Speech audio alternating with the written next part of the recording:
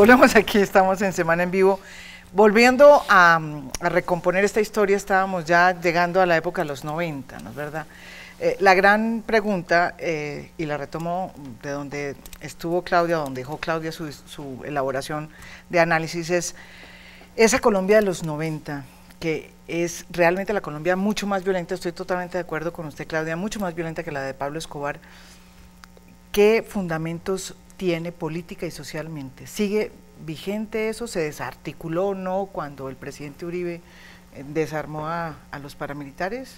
Está totalmente institucionalizada. Hay una alianza entre lo que Claudia llama la aristocracia colombiana y esas clases emergentes que vienen del narcotráfico y han generado un país totalmente distinto, con una pujanza económica en gran parte gracias a ellos, con una alianza política que se ve en el Congreso, que se ve en la justicia, instituciones que no pueden despegar todavía por el peso del narcotráfico, y que se ve en el comportamiento de los colombianos en general, en donde el afán por un enriquecimiento rápido y sin importar a costa de qué está a flor de piel en todos los, o en muchos ciudadanos. Se ve en la corrupción desbordada del país, que es fruto de esa ideología, de ese comportamiento narco, de esa facilidad con que se acogió la parte bondadosa de la economía del narcotráfico y se ocultó o se minimizó la parte oscura y violenta, que fueron esas masacres de miles y miles de colombianos en el campo, por la alianza entre los terratenientes narcos y tradicionales con los paramilitares que venían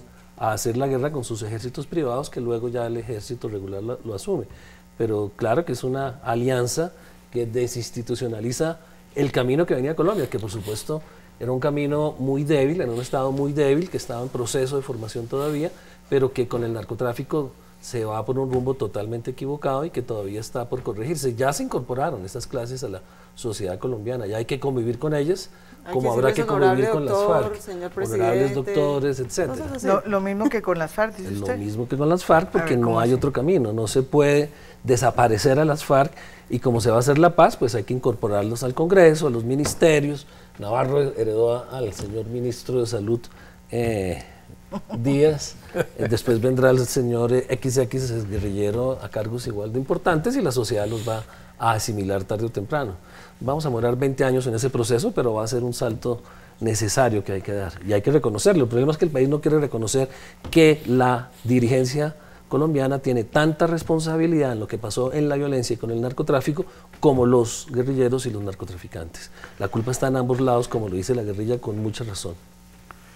Sí, yo comparto muchas de esas ideas. Hay temas que me preocupan mucho.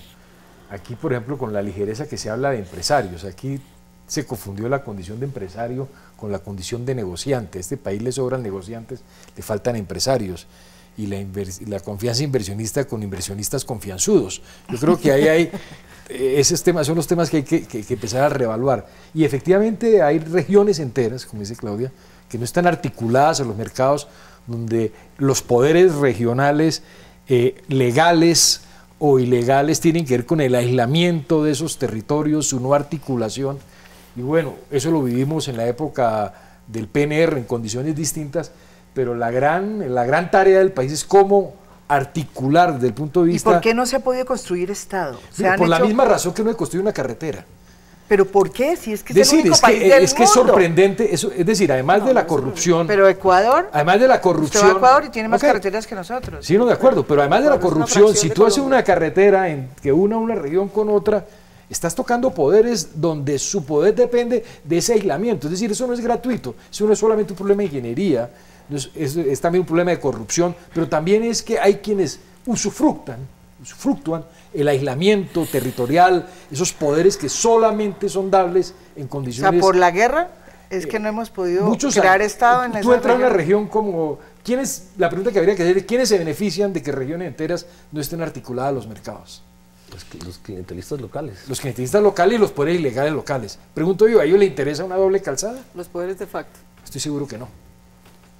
No, siempre la van a... Pero también es que hacer Estado en mercado moderno, digamos, con instituciones, con policía, con jueces que sean los que medien los conflictos y no unos matones pues a sueldo como en el oeste. Para eso hay que pagar impuestos.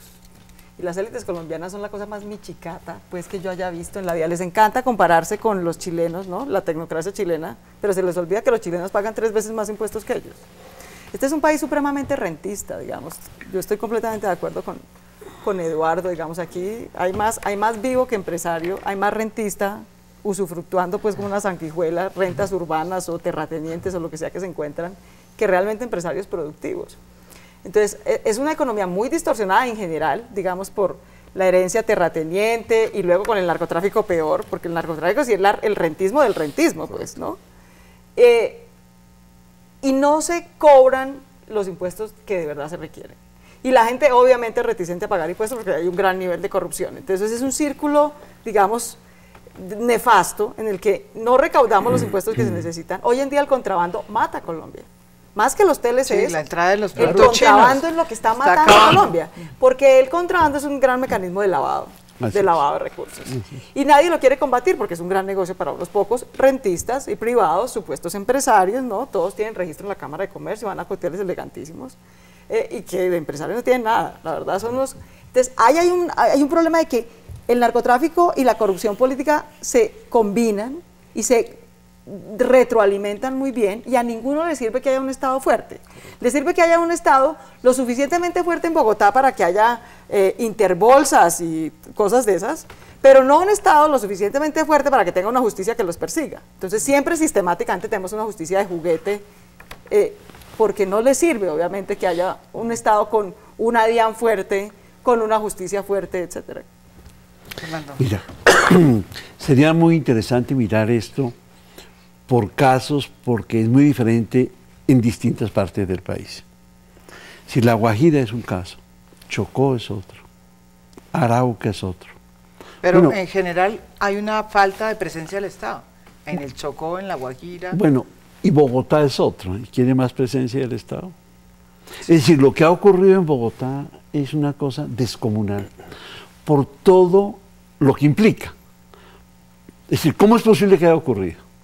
¿Cómo es posible que haya ocurrido hace 4 o 5 años y estemos todavía gota a gota, todos los días, descubriendo otro cómplice, otro implicado? Lo del carrusel de Por eso, la esto es aterrador, pero aterrador. No, mire, lo que los morenos... Fíjese que es Bogotá, Guajira, Chocó, usted me dice, con diferentes modalidades, o la Universidad Autónoma del Atlántico, con una rectora stripteasera que manda a asesinar, que hace negocios, y todo eso, y los estudiantes salen, ganan un partido de fútbol, se ponen camisetas y dicen, esto es en honor suyo, y la señora está presa.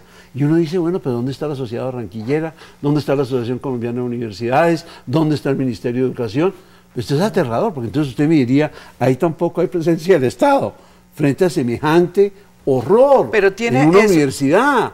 Y tiene eso que ver con el hecho de que se ha ido legalizando, digamos, esas prácticas y esos grupos que han ido, que se crearon hace 20 años debido pues a la irrupción del narcotráfico. Creó una nueva élite, se creó una nueva élite y como dice Moncho, estamos condenados a vivir con ellos y a aceptarlos. Esa es parte de la concordia. Estamos con configuraciones político-mafiosas en muchos lugares del país. Una cosa que, que nos toca convivir, no podemos pelear contra eso, no podemos pelear contra eso. Se podría llamar una pax mafiosa. ¿Una pax mafiosa? Ah, carajo. Hace falta más de un Roberto Salazar, a quien nos tiembla la voz, pero no la ética. Eso solo se puede cambiar con 2 instrumentos. Las sociedades que logran, digamos, Chicago. Claro. Chicago, que era el emporio de la mafia en los Estados Unidos, el emporio de la mafia. Con un Estado fuerte. Con un Estado central que arma un aparato judicial y un FBI y dice, vamos a ir a... Elliot Ness. Vamos a ir a romper estos películas, estos tipos no van a seguir siendo pues los reyesuelos en un pedazo del territorio y los intocables. Eso solo se puede hacer con pero cuando está tan extendido como dice Moncho, el tema estaba extendido, como la tercera parte del territorio de Estados Unidos en los 20 estaba totalmente manejado por tipos que eran poderes de facto. Hasta que se crea un aparato judicial fuerte que va y es capaz de ir sometiendo. Yo veo una excelente oportunidad del proceso de paz. Sí, veo una gran oportunidad, en particular porque creo que el tema va a estar orientado hacia a la ocupación positiva de regiones y territorios. Creo que ese va a ser el acento de los próximos 10 años. Yo no sé, ¿sabes? ¿No? A mí me preocupa, yo te digo, a mí me preocupa porque yo llevo, este es mi tema de tesis en mi doctorado. Y la verdad es que si uno mira en los últimos 30 años, el Estado central, ¿a dónde se ha preocupado por llevar Estado? Por llevar policía, ¿a dónde se ha preocupado por llevar Estado? Donde hay coca y donde hay FARC. Por eso va, porque hay una amenaza y se va a ver cómo la controla. Mi gran preocupación es que las élites colombianas ahora digan, ah bueno, qué dicha, ya nos quitamos este mosco encima, ya tenemos esta amenaza, ¿para qué nos vamos a ir a invertir pues en carreteras por ahí en la mitad de Potuguayo si realmente ya no amenazan nada? O sea, yo no sé muy bien. Pero si nunca si van a perder una motivación pero si los empresarios nunca han invertido en carreteras. Bueno, por eso te digo. En la altillanura no. La única razón por la que aquí se pagó un impuesto al patrimonio, mejor dicho, fue para fortalecer el ejército, para ir a darle plomo a las FARC, porque eran una amenaza a las zonas urbanas y porque estaban secuestrando en las carreteras y demás. Para eso nos metimos la mano en el drill, para pagar unos impuestos adicionales. Yo no sé si ahora que las FARC ya no van a ser una amenaza, esos empresarios van a decir, ¿alguien ha visto a los empresarios diciendo estamos dispuestos a pagar otro impuesto por el patrimonio para hacer carreteras aunque ya no haya FARC? ¿Alguien ha visto a un empresario colombiano diciendo eso? Los empresarios no lo van a hacer, van a incorporar a las FARC al sistema clientelista en donde le dan cuotas de presupuesto de la Secretaría de Educación, la Secretaría de Salud, para que hagan los carteles de Bogotá. El concepto de la tierra, doctora, el concepto de la tierra cambió. Sí. La tierra. Pero es un minuto ya. La tierra en Colombia hoy es tremendamente atractiva, como lo sabemos, la pelea por los baldíos, ¿no es cierto? Es este lío que tenemos, y llevamos discutiendo 4 años, y es la industria extractiva. Sí, eso es cierto. Y vamos por eso. Bueno, yo creo pero nos toca invitarlos a otro programa para tocar ese tema. Pero hay un tema, las marchas campesinas pusieron una alerta. Eso es cierto. Eso es cierto, hay una alerta, no hicieron un llamado de atención al país. Existimos y esto no puede seguir así. Correcto. Y lo nuestro no se resuelve en La Habana, se resuelve en Tunja, en Nariño y se resuelve en el terreno. Y esto no lo vamos a poder resolver hoy en este programa ni hoy. Eso sí se los aseguro. Casi llegamos. Pero casi llegamos. Oiga, les agradezco por este ejercicio difícil de disciplina. Espero que ustedes hayan entendido por lo menos algo más, porque es difícil comprender un país como Colombia, sobre todo cuando la memoria no se construye por cuenta de la guerra. Muchas gracias, sí, es que ese es uno de los grandes problemas. Muchísimas gracias por haber aquí estado en esta experiencia que nos trajo hasta el 2013, y a ustedes los espero en otro tema de interés nacional la próxima semana. Muy buenas noches.